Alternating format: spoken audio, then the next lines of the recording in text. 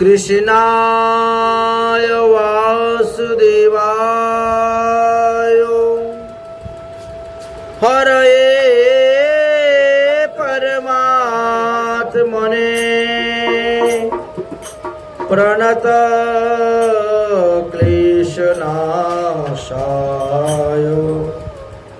गोविन्दाय नमो नमः। सच्चिदानन्दरूपाय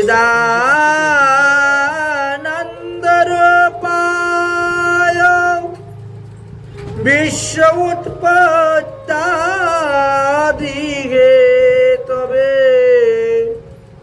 तापत्रय विनाशाय श्रीकृष्णाय वयं नमः। गुरुवे गौरचन्द्राय राधिकायै तदालये कृष्णाय कृष्णभक्ताय तद्भक्ताय नमो नमः। সুধী ভক্তবৃন্দগণ, বিগত কয়েকদিন যাবৎ আমরা গুরুতত্ত্ব নিয়ে আলোচনা করে আসতেছি। গুরু মহিমা সম্পর্কে আমরা কীর্তন করেছি। গুরুর লক্ষণ সম্পর্কেও আমরা অনেক আলোচনা করেছি। সদ্গুরু অসদ্গুরু আদি লক্ষণের কথা বর্ণনা করেছি। আজ আমরা শিষ্যের লক্ষণের কথা বর্ণনা করব।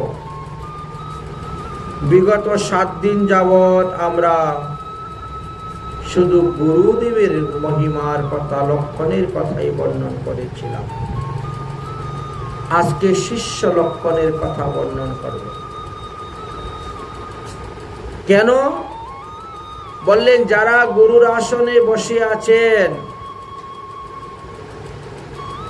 তারা যাকে শিষ্য করবেন দেখে শুনে বুঝে শিষ্য করবেন, না হলে শিষ্যের পাপ বহন করতে করতেই গুরুকে মরতে হয়।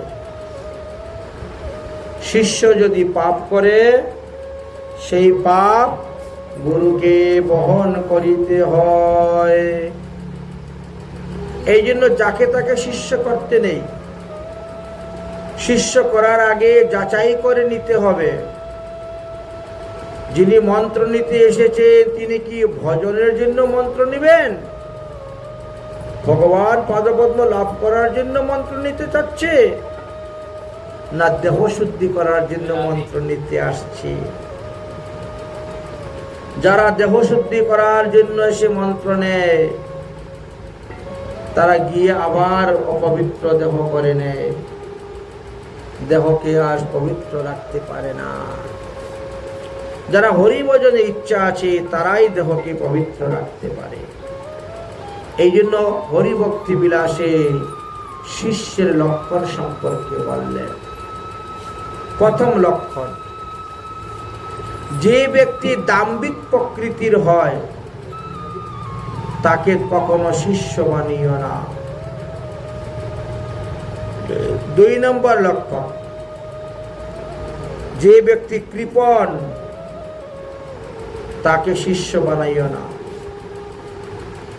3 নম্বর লক্ষণ, যে অলস তাকেও শিষ্য করিও না। 4 নম্বর লক্ষণ, যার মনটা অত্যন্ত মলিন খবরদার তাকে মন্ত্র দিও না, শিষ্য করিও না। 5 নম্বর লক্ষণ, যিনি ক্লিষ্ট তাকে মন্ত্র দিও না। 6 নম্বর লক্ষণ, যিনি রুগ্ন, রোগ সুখ ব্যাধি মরে যায় অবস্থা, দিও না, শিষ্য বানিও না। 7 নম্বর লক্ষণ, যে ব্যক্তি অল্পতেই রেগে যায়, অত্যাধিক ক্রোধ, তাকে মন্ত্র দীক্ষা দিও না। 8 নম্বর লক্ষণ, যে ব্যক্তি বিষয়াসক্ত তাকে মন্ত্র দীক্ষা দিতে যায় না। 9 নম্বর লক্ষণ, যে দিবারাত্রি ভোগ বিলাস নিয়ে ব্যস্ত আছে তাকেও দীক্ষা মন্ত্র দিও না। 10 নম্বর লক্ষণ, যে মৎস্য ভোজন করবে দীক্ষার পরেও তাকে মন্ত্র দিও না। 11 নম্বর লক্ষণ, যে ব্যক্তি অসূয়া পরায়ণ, অন্যের ভালো দেখতে পারে না, বুঝলেন, অসূয়া পরায়ণ বলছেন তাকে শিষ্য বানিও না। যার মধ্যে সততা আছে, কপটতা আছে, তাকে শিষ্য বানিও না। যে পৌরুষবাদী তাকেও মন্ত্র দীক্ষা প্রদান করিও না। যে অন্যায় ভাবে অধর্ম ভাবে ধন উপার্জন করে তাকে শিষ্য করিও না, দীক্ষা দিও না তাকে। যে পরস্ত্রী কাতরতা তাকে দীক্ষা দিও না। যে সমস্ত জ্ঞানীরা ভক্তগণের শত্রু তাদেরকে দীক্ষা দিও না। যাহারা অজ্ঞ তাদেরকে দীক্ষা দিও না। যারা ভ্রষ্ট ব্রত একাদশী আদি ব্রত করে না তাদেরকে দীক্ষা দিও না। 19 নম্বর, যারা কষ্টবৃত্তি করে জীবনযাপন করছেন তাকেও দীক্ষা দিও না। 20 নম্বর, যে ব্যক্তি সর্বদা খালি পরের দোষ দেখে ঘুরে বেড়ায়, পরের দোষ কীর্তন করে, পরের ছিদ্র অন্বেষণ করে থাকে, বলছেন তাকেও দীক্ষা দিও না। 21 নম্বর, যে পরপীড়ক, ইচ্ছা করেই অন্যদেরকে দুঃখ দেয়, কষ্ট দেয়, তাদেরকে দীক্ষা দিয়ে শিষ্য বানিও না। 22 নম্বর, যিনি অত্যাধিক ভোজন করেন তার দ্বারা ভজন হবে না, সুতরাং তাকে দীক্ষা দিয়ে লাভ নেই। 23 নম্বর, যিনি পূর্ব কর্ম স্বভাবপূর্ণ, নিন্দিত কর্ম, খারাপ কর্ম করেন তাকে দীক্ষা দিও না। যারা জীব হত্যা করে, প্রাণিহিংসা করে, দুরাত্মা, কসাই কানা খুলে রেখে দিয়েছে, এদেরকে দীক্ষা মন্ত্র দিও না।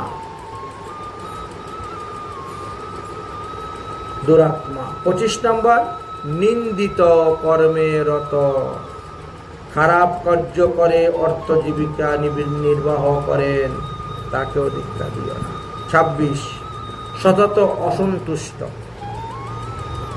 তাকেও দীক্ষা দিতে নিষেধ আছে। এই 26টি লক্ষণের কথা বর্ণন করে গিয়েছেন।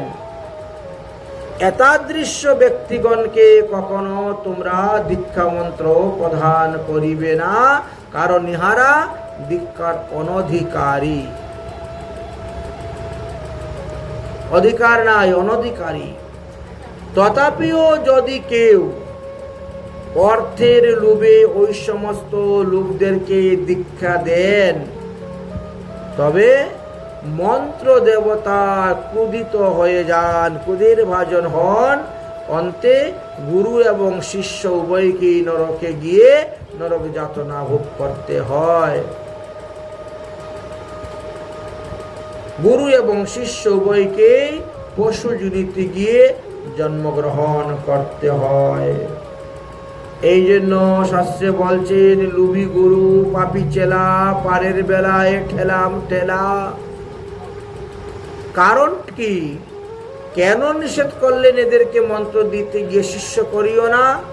কারণ এদের পাপ তোমাকেই বহন করতে হবে।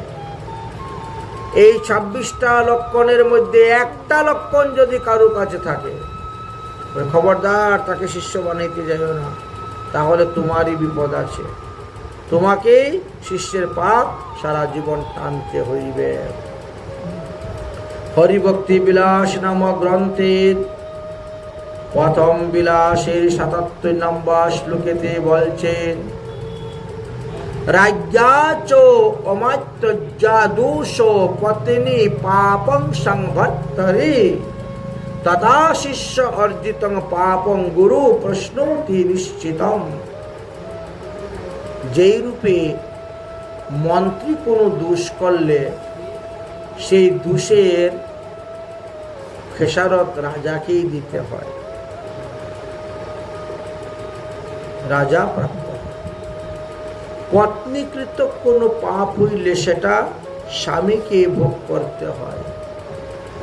ঠিক তেমনি ভাবে শিষ্য অর্জিত যত পাপ আছে তাহা গুরুদেবকে ভোগ করিতে হয়। অতএব যিনি গুরুর আসনে বসবেন তিনি অবশ্যই বুঝে শুনে শিষ্য করবেন, যাকে তাকে মন্ত্র দিবেন না, সম্প্রদায় বৃদ্ধির জন্য মন্ত্র দিবেন না, শিষ্য বৃদ্ধির জন্য মন্ত্র দিবেন না। তা না হলে সারা জীবন গুরুগিরি করিয়া দেহান্তে নরকেই যাইতে হইবে। সুতরাং যাহাদিগকে শিষ্য করিলে সম্প্রদায়ের মুখ উজ্জ্বল হয়, গুরু এবং শিষ্য সকলেরই কল্যাণ হইবে, তাদৃশ্য ব্যক্তিগণকেই তোমরা দীক্ষা প্রদান করিবে বা শিষ্যত্ব রূপে গ্রহণ করিবে। দীক্ষা গ্রহণের পর শিষ্যের কর্তব্য সম্পর্কে শাস্ত্রে যাহা যাহা বর্ণন আছেন, শ্রী গুরুদেব সেই সমস্ত তাদেরকে শিক্ষা দিবেন। যেমন উদাহরণস্বরূপ আমরা কয়েকটি নিয়মের কথা বলতে পারি। শ্রী গুরুদেবের শয্যা, আসন, পাদুকা, স্নানের জল আর ছায়া, এই কয়টি বস্তু কদাচন লঙ্ঘন করিবেন না। মোহবশত শ্রী গুরুদেবকে কদাচ কোনো বিষয়ে আজ্ঞা করিবেন না।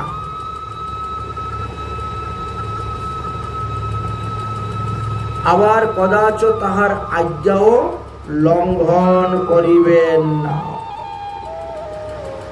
গুরুদেবকে নিবেদন না করিয়া কোনো বস্তু ভোজন করিবেন না। অর্থাৎ প্রথমে ভগবানকে দিলেন, তারপরে সেটা রাধারানীকে দিলেন, তারপরে সেটা রূপাদি মঞ্জুরিগণকে দিলেন, তারপরে শ্রী গুরুদেবকে নিবেদন করলেন। গুরুদেবকে নিবেদন না করে খেতে নাই।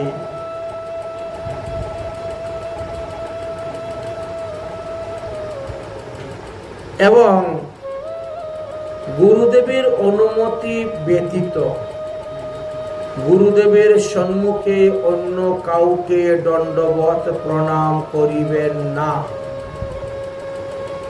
সে মাতা হোক, পিতা হোক, শ্বশুর হোক, হবে না। গুরুদেবের সম্মুখে গুরুদেবের অনুমতি ব্যতীত অন্য কাউকে দণ্ডবত প্রণাম করিবে না। গুরুদেব তারণ বা বৎসন বা পীড়ন করিলেও তাহার বাক্যকে কখনো অনাদর করিবেন না এবং তাহার অপ্রিয় কোনো আচরণ করিবেন না। যে আচরণের দ্বারা তিনি ক্রোধিত হয়ে তোমার কাছ থেকে চলে যাবেন বা তোমাকে ত্যাগ করে দিবেন, এমন আচরণ করতে যাবেন না। যিনি কায় মন বাক্যে ধন এবং প্রাণ দ্বারা শ্রী গুরুদেবের প্রিয় কার্য করে থাকেন, তিনি পরম পদ প্রাপ্ত হইয়া থাকেন। আর যে সকল পাপিষ্ঠ নরাধম শিষ্যগণ বা ব্যক্তিগণ গুরুর আজ্ঞা প্রতিপালন করে না, তাহাদিগকেই নরকে গিয়ে নরক যন্ত্রণা ভোগ করিতে হয়। শ্রী গুরুদেবের আগমন করিতে দেখিলে তাহার সম্মুখে অগ্রসর হয়ে গিয়ে তাকে দণ্ডবত প্রণাম করা। তিনি কোথায় গমন করলে তার পশ্চাৎ পশ্চাৎ অনুগমন করিবে। গুরুদেবের সম্মুখে উচ্চ আসনে বা শয্যায় অবস্থান করিবে না। গুরুদেবের সমীপে হাস্য, পরিহাস্য, উপহাস্য, ঠাট্টা, উচ্চ বাক্য ইত্যাদি প্রয়োগ করিবে না, অর্থাৎ বর্জন করিবে না। গুরুর সমান আসন বা তদুত্তর উচ্চ আসনে কখনো বসবেন না। এইভাবে গুরুদেবের মহিমার কথা বলছেন। আর যতটা পারো, যতটুকু সমর্থ, তদ্বারা গুরু সেবা করবেন। একাক্ষরং প্রদাত্তারং যো গুরু নাভিমন্যতে স্বর্ণং যোনি শতং গত্বা চণ্ডালম অপি জায়তে। এক অক্ষর যার কাছ থেকে শিখেছেন তিনিও গুরুদেব। এক অক্ষর প্রধান দাতা গুরুকেও যে ব্যক্তি সম্মান করে না, ওই পাপিষ্ঠকে 100 বার কুকুর জন্ম প্রাপ্ত হইতে হয়। অবশেষে তিনি নীচ জাতি চণ্ডালের ঘরে গিয়ে জন্মগ্রহণ করেন গুরু অবজ্ঞার কারণে। অভক্তিপূর্বক কখনো গুরুদেবের নাম উচ্চারণ করিবেন না। তাহলে কিভাবে গুরুদেবের নাম উচ্চারণ করব? কেউ যদি জিজ্ঞাসা করে আপনার গুরুদেবের স্বরূপ কি বলবেন? কেমন করে বলবেন? বলছে প্রথমেই কৃতাঞ্জলি হইয়া মস্তক নত করিয়া অতি যত্নের সহিত, শ্রদ্ধার সহিত, ভক্তির সহিত, প্রেমের সহিত বলবেন ওম শ্রী শ্রী 108 অমুক বলতে হবে, বা ওম বিষ্ণুপদ শ্রী শ্রী 108 অমুক, অথবা ওম শ্রী শ্রী 108 বিষ্ণুপদ অমুক। এইরূপে উচ্চারণ করে শ্রী গুরুদেবের নাম উচ্চারণ করে বলতে হয়। এই কয়েকটি সাধারণ নিয়ম যদি কেউ পালন করে, তথাপিও তার মঙ্গল কল্যাণ। এতদ্ভিন্ন হরিভক্তি বিলাসে তো 108টি লক্ষণের কথা বর্ণন করে গিয়েছেন।